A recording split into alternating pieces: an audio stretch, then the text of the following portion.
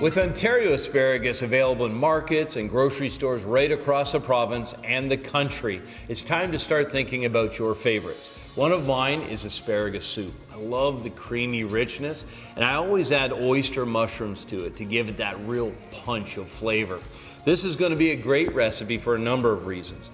It's very rich and full flavored, but it's also nutritious. So at less than 40 calories per cup, asparagus is healthy and it's packed with antioxidants. The first step for this recipe is to get the onions prepped for the stalk, so let's start building some flavors. To prep the onion, just take the tip off, then the root. And for this application, most of the time I would be suggesting to develop flavor at this level.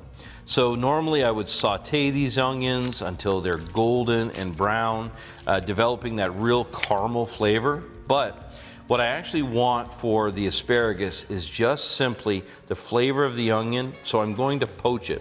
When we make this stock, I'm just going to combine it so it has the onion flavor, but not that intense caramelized color and flavor. So a mirepoix cut. Now remember, because this is going to be blended, we don't need to be too fussy about the slice. With the onion prepped, it's time to prep the asparagus. Now, I'm going to look at the asparagus as two parts. First of all, I want to establish where the really woody end is.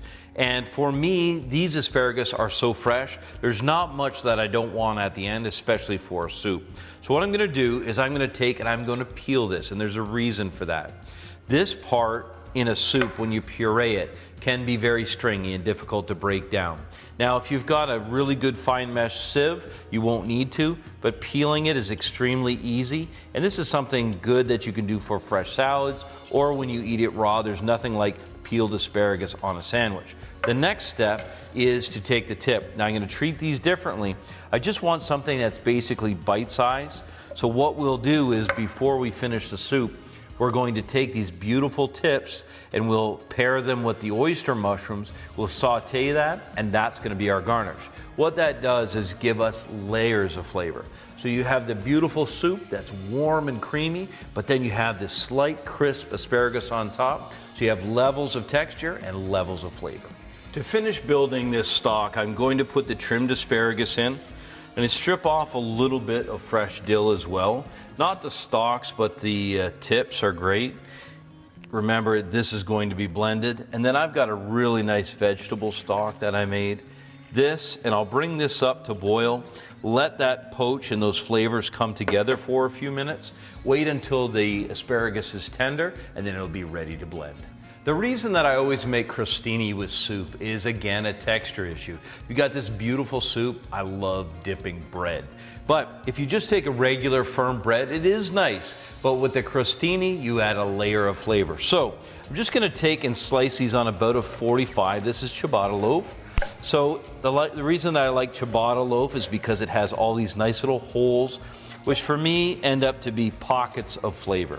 So I'm going to take these, line them out on the baking sheet, and then drizzle oil.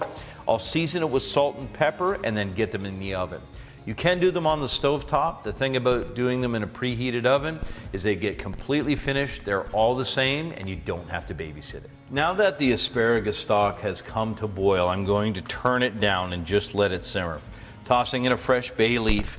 I'll need to remove that before I puree. The one thing you'll notice is I didn't season. Because this is going to reduce and we're going to change the consistency and we're going to be adding flavors, I'll check seasoning right at the end. Once the crostini are nicely browned and fragrant, it's time to add one more flavor additive. We're going to do a little bit of garlic. This is a very subtle way to do garlic. So all you have to do is simply break out a clove, peel it, slice it in half, and then it's really important to do while the bread is warm. Just gently rub across it a couple times. This will give you a really nice flavor of garlic without a lot of intense garlic flavor, but it is going to be so noticeable and a perfect pairing with the asparagus soup. Once your stock is complete, make sure to use either a blender, food processor, or immersion blender. And when you do, double check to make sure that it's good and it's heat safe. Now, what you have to do is just simply ladle in the stock. Be careful as you do, it's very hot. And what you'll get is once you fill it up, Blend it until it's as smooth as possible. If you find that it has any textures, run it through a fine mesh sieve, and then we're gonna finish this up on the stovetop with a roux. That's an equal portion of butter with flour. That's gonna be the thickener to make it nice and rich. A roux is equal parts butter and all-purpose flour. And for this purpose, we want a white roux. So in other words, we don't want to brown the butter at all. Figure 75 grams of butter and 75 grams of flour for about 1 liter of liquid. That way you'll get the right consistency. Remember, this is gonna firm up quickly, and if you do put too much in, it'll be very thick, and if you don't get enough, you'll need more. So whisk the butter until it's just melted, then I'm going to gently just spread some all-purpose flour right on top. With the stock completely blended and very smooth, it's time to incorporate it into the roux. If you're at all concerned about the texture or the amount of solids in the stock, use a fine mesh sieve to strain it out. Now gently pour it in, be careful because it's hot.